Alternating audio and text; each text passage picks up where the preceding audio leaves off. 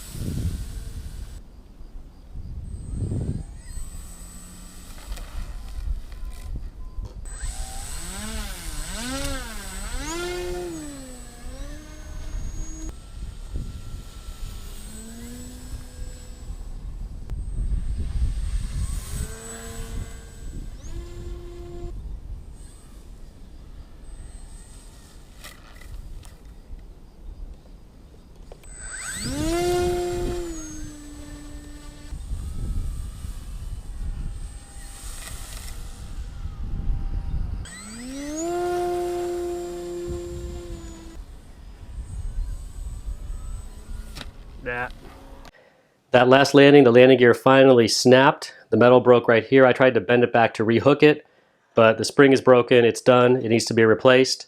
And it wasn't a particularly bad landing compared to the other ones I was having, but I think maybe the metal had just fatigued at that point. Maybe it was already stressed, and that landing just finally did it in.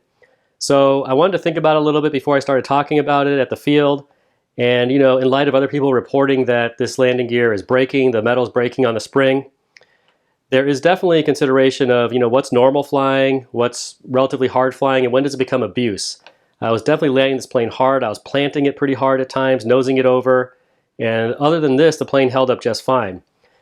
So in thinking about that, you know, I kind of would consider what would this plane be doing if it just had a regular music wire landing gear with a solid landing gear plate.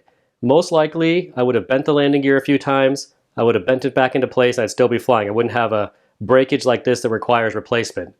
And you know, it's hard to beat music wire as just a solid landing gear as long as you have a solid landing gear plate, because you just bend it back and you keep going.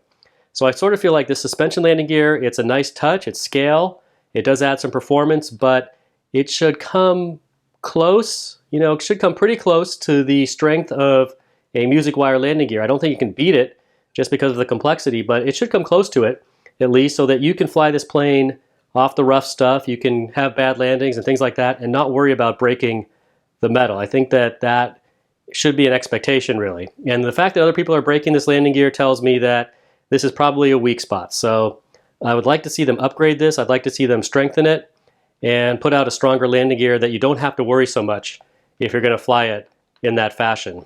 So if you guys have this airplane and you haven't broken it yet, I would just recommend being a little bit careful as far as your takeoffs and landings, particularly the landings. I mean, the takeoffs isn't the problem, it's the landings. If you snag it into a rut or something like that, you know, you're going to put stress on it, but really it's the hard landings where it stretches, I think, where we're seeing the damage. So if you do have this airplane, you know, just be aware of that there is a point where this is going to fail, where the metal's going to break. And, you know, if you're greasing it, you're just landing on pavement, or you're landing on, you know, relatively smooth dirt, I think you'll be fine. But at some point, you know, if you're going to push it this may become a problem. And the nice thing is that, you know, Horizon Hobby, they're on the RC Group's thread for this airplane, and they're addressing it, and hopefully they will put out an upgraded landing gear set, because I would like to be able to fly this the way I was and not have to worry about the landing gear breaking. And I'm glad that they're addressing that, because that shows a good response. It shows good care of the customers, and hopefully we'll see something, you know, improved along those lines.